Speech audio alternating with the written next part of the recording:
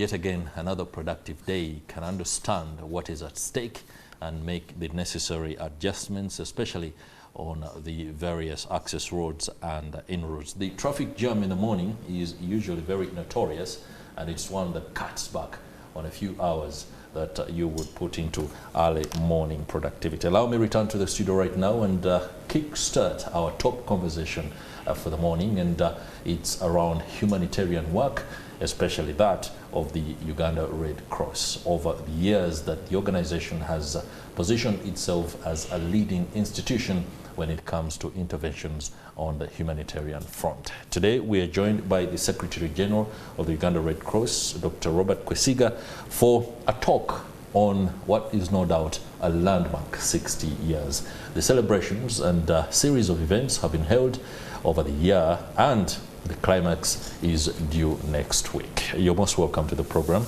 Mr. Kwesiga.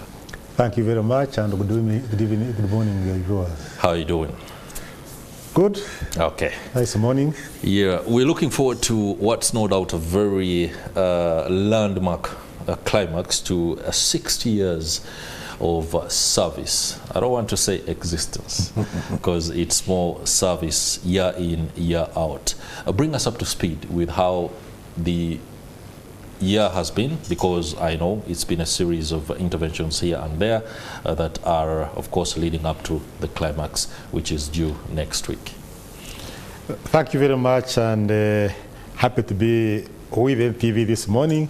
But let me start by thanking NTV, who have been our reliable allies and partners for all the years it has existed. It's an honor. And as Red Cross, we are very grateful for that support and making the public, keeping the public aware of the humanitarian needs, but also what the Red Cross does and what we can do better. That's right. So Red Cross this year turned 60 years, as you said, 60 years of service, not necessarily existence, but when you talk of existence, we established by an act of parliament 60 years ago in 1964 by the government of Uganda through the parliamentary legislation. And this act basically made the Red Cross an auxiliary institution to government in managing disasters and humanitarian work in this country. And it has been a journey. It has been a journey of trying to ensure that we live by our mandates and try to reach out to make humanity work, whereby we save lives, we save property, and of course promoting human dignity. So the 60-year celebration is not like saying, hey, 60 years we are trying to hang our boots. We are repackaging ourselves.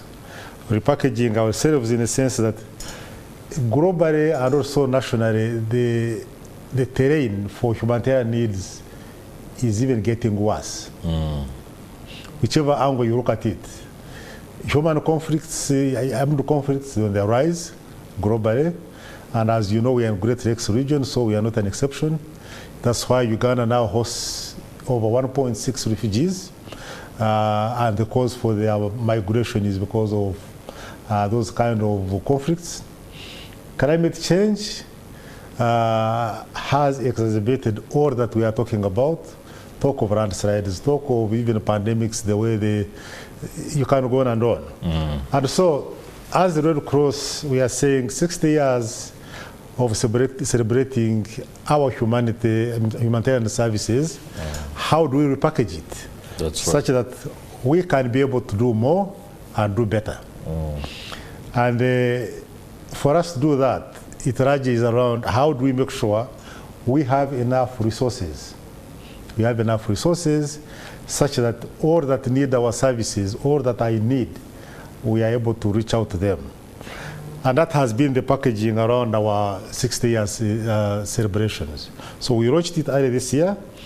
We have kept it alive in the media. We have kept it alive the way we engage the public. But the maximum aspect of it, or the topmost celebration of the 60 years is next week on 3rd of December. We are launching what we call the Red Cross Humanitarian Fund. And this Red Cross Humanitarian Fund the packaging around it is each one of us, as individuals, as corporates, as business sector, we can make a contribution to humanity.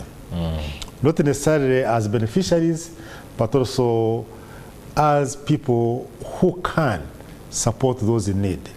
Because one can say, why now? Maybe we'd say, why not yesterday? Sure. But the whole thing, the whole aspect is around, I've already mentioned, the humanitarian landscape is not getting better. That is right. Not getting worse. Now, this is happening amidst a situation whereby the resources are not exponentially expanding. So there is that mismatch. And most of the resources that we have always been relying on for humanitarian work, it is always government money, taxpayers' money, and largely from the developed world. But they are having their own problems. They are having their economic challenges. They are having problems in their backyards.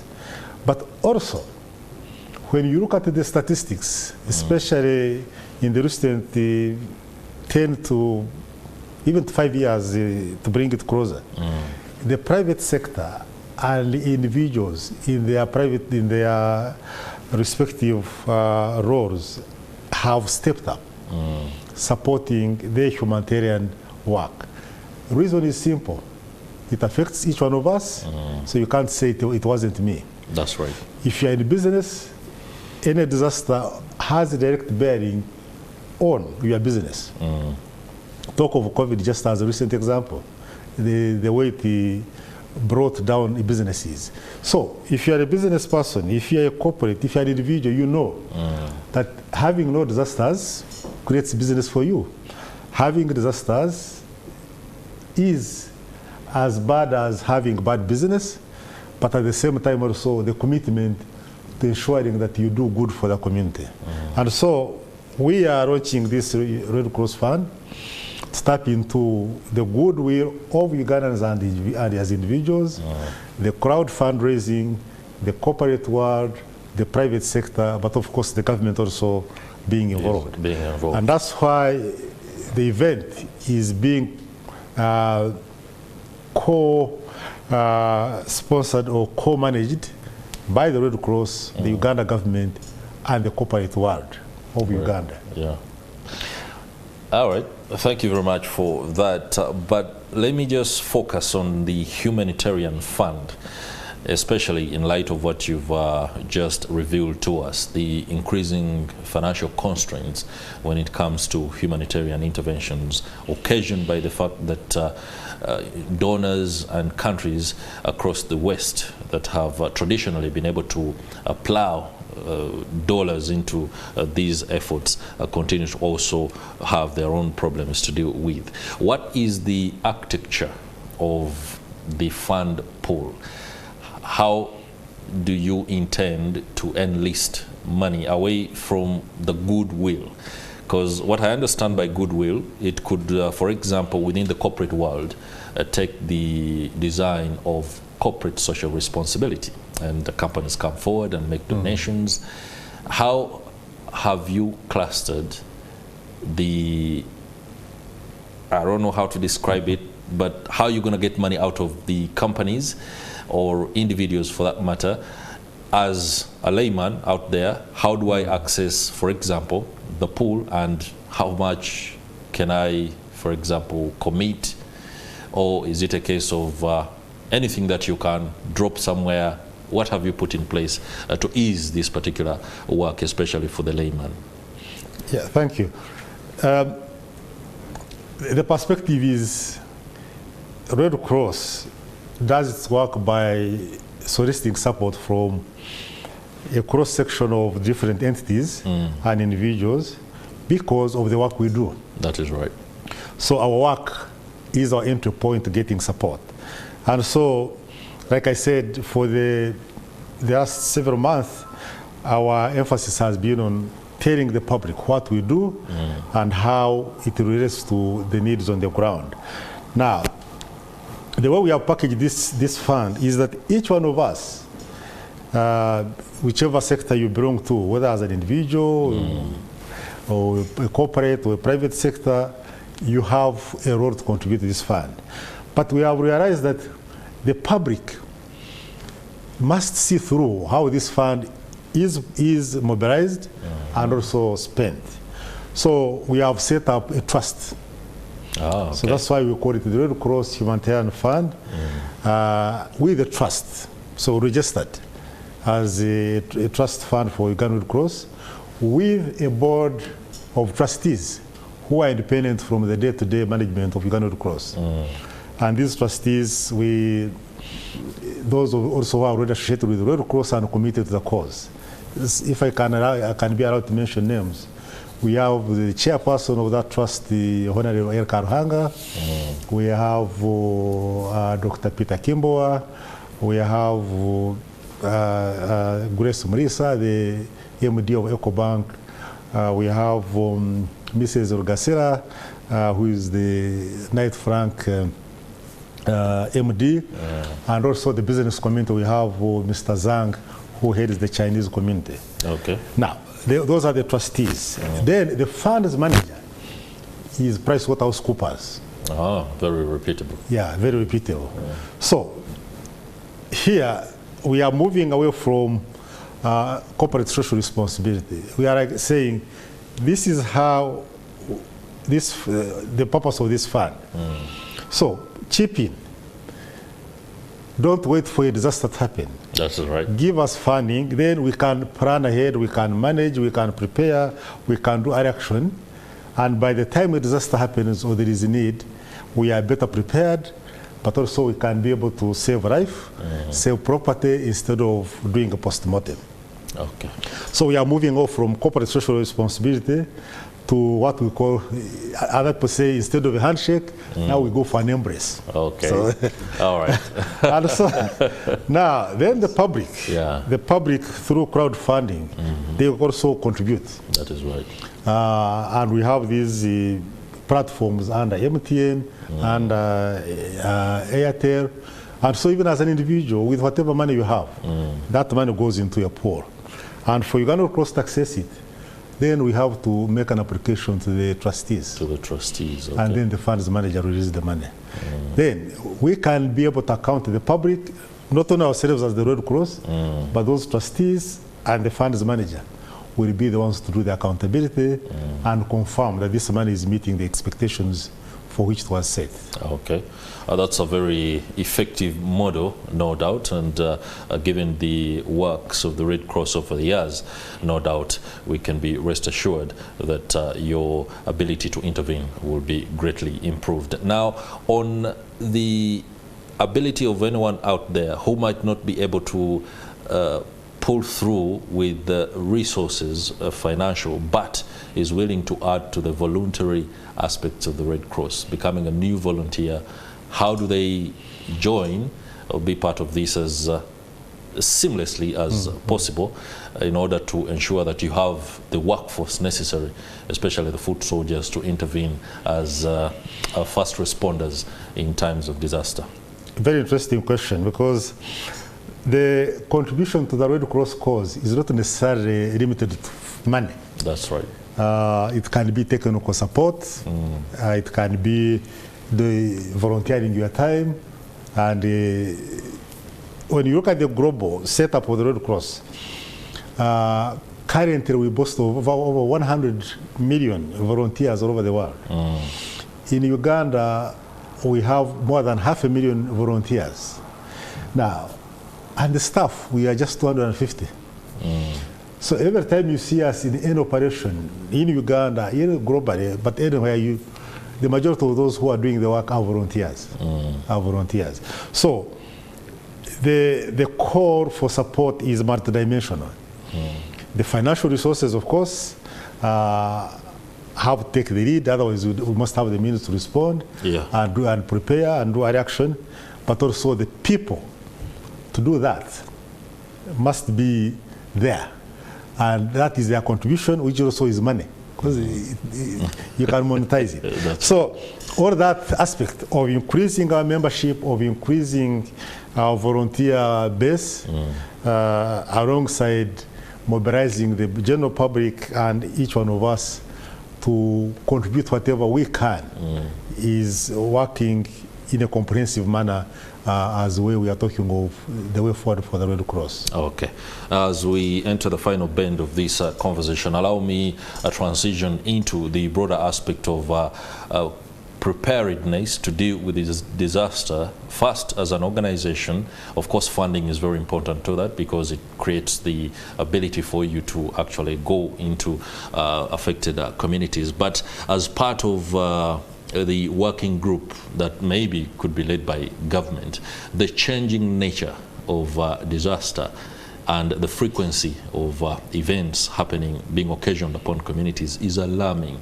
And this is it does require a new pace, especially when it comes to intervention. One that might not necessarily be tagged to availability of resources, but the fact that there is a blueprint that is effective when it comes to preparedness and how interventions are rolled out. Is there anything that has been worked on that you are implementing? The bit of it is we have, through government taking the lead, we have the disaster profile of this country, where we have what we call the disaster atlas, we have the disaster preparedness plan. So we know the nature of the hazards that can lead into disasters in this country. So it is well known. That is a big, big plus for all of us and all others who are into this humanitarian business. Now, science has made it easy. Today, through science, there are precise predictions of what is likely to happen, when, and to an extent how. Yeah. Whether the climate change, the way it moves, and what is likely. So today, you can easily know that with this kind of rainfall, this is likely to happen, and it is going to go wrong somewhere. So that is another additional factor. Globally, there have been, and also in Uganda to an extent, we have developed tools for preparedness, for early action, and Red Cross is even at the center of all this. So then the question is, how do we make sure that all this framework, knowing what can easily go wrong, using science, having those tools, how can we deploy them to save life and save property? And the season we are in now, you can see it is raining every day. Yeah. Like enough, it hasn't been that very destructive, but it has to an extent. If you hear in the villages, people have lost their gardens, there have been minor landslides, there have been floods. Of course, Chitez was another case altogether. So we have been responding. I think since for the last 2 months or so, we have responded to over 17 disasters and supported the communities affected. Now, can it get better? It will be temporary. Can it get worse? All predictions are that it is going to get worse as we progress. And so the core to the government is to increase the investment to the disaster management and preparedness and how to manage hazards, but also the core to all of us as actors is that this is real. It's happening. And we can't pretend that it's not there. And how do we make sure that we are better prepared, but also we make sure that these situations don't destroy life, don't destroy livelihoods at their best minimum. The bit of it is when we are well prepared, even if it doesn't happen, that is already an investment anyway. That's so you can't say you lost money. That is a big investment. Yeah. And that's the context on how we package it. All right. Yeah. Okay. We wish you the very best, Dr. Robert Kwesiga, Secretary General, Uganda Red Cross, as you inch closer to the climax of the 60-year landmark for the Uganda Red Cross. And I must say congratulations on a good job done, especially when it comes to the interventions that you rolled out in the aftermath of the very unfortunate Kitezi landfill disaster. No doubt Ugandans were watching, and it's a good job. Just one statement. Not all Ugandans will be here in the Victoria conference hall, but I want to mention to you that NTV is one of those that has accepted to give us live coverage of that event. So the whole country and the whole world can tune in. Can be part of it. And be part of that event, which we think will be a game changer on how we manage and manage humanitarian work in this country. Okay, no doubt. We are honored as a Nation Media Group, a media of Africa for Africa. Thank you very much. Let's go for a break. When we return, conversations will delve on other aspects that are directing us towards economic transformation. Do stay with us. Good, thank you very much.